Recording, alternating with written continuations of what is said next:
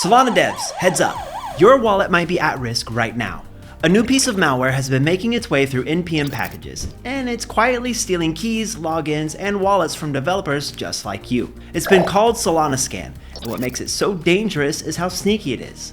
At first glance, it looks just like another helpful dependency, but under the hood, it's designed to drain you dry. Thousands of devs could already be compromised, and most won't even know until it's too late. I'm Zach, and you're watching Patchnotes.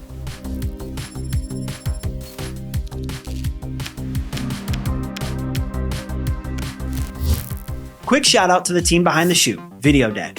They're the folks who wrote, shot, and produced this whole thing.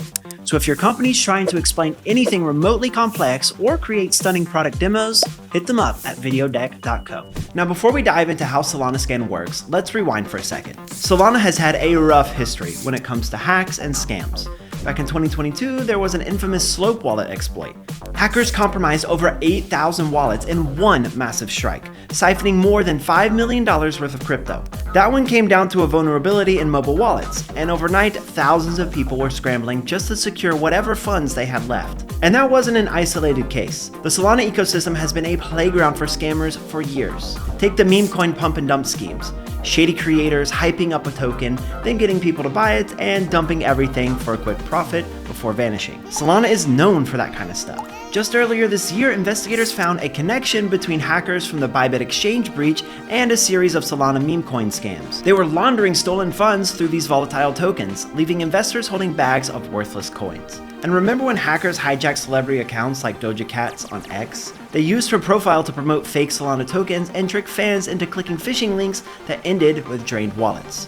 Or the dusting attacks, where scammers send only tiny amounts of SOL to your wallet just to track activity and trick you later with fake transactions. There have even been authority transfer scams where attackers reroute your tokens without you realizing it. All of this together has cost the Solana community billions and chipped away at the trust people have had in the ecosystem for years. So when something like Solana Scan shows up, you can't just shrug it off as just another blip. It's part of a bigger pattern. But here's what's happening with this particular malware.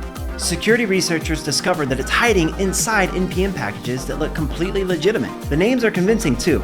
Packages like Solana Pump Test, Solana SPL SDK, and even Solana Pump SDK, before it was finally taken down.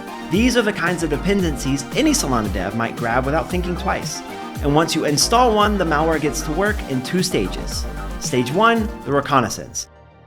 It runs a script called universallauncher.js that starts poking around your environment.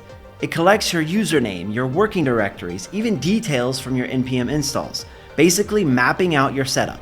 What's odd is the code actually spits out console logs filled with emojis, something security experts say is a telltale sign that AI tools like Claude were probably used to generate pieces of the malware.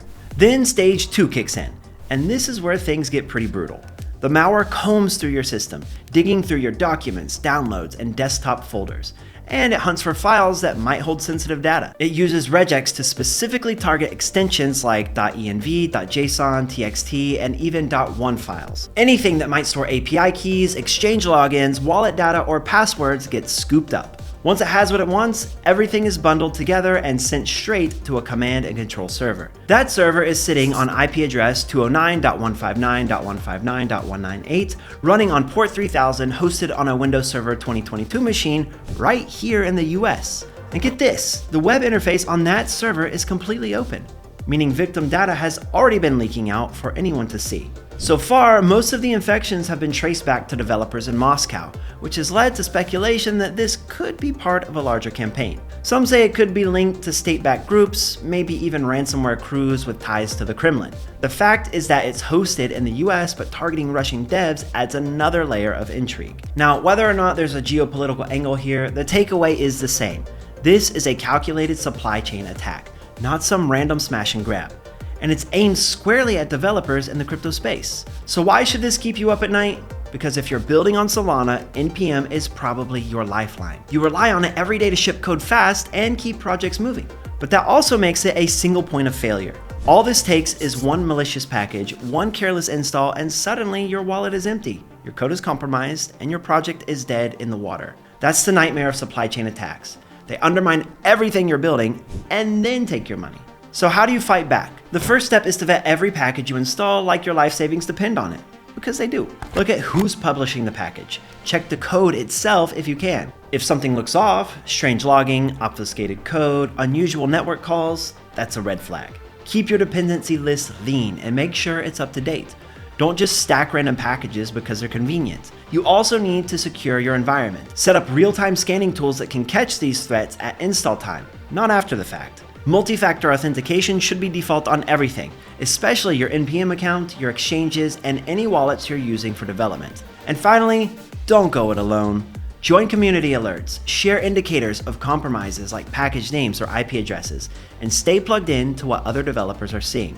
One of the best defenses against this stuff is simply being aware before it's too late. So there you have it, a new addition to the ongoing Solana scam saga, this time targeting the builders directly, not just the end users. If you're a dev, that means you're on the front lines, and we salute you.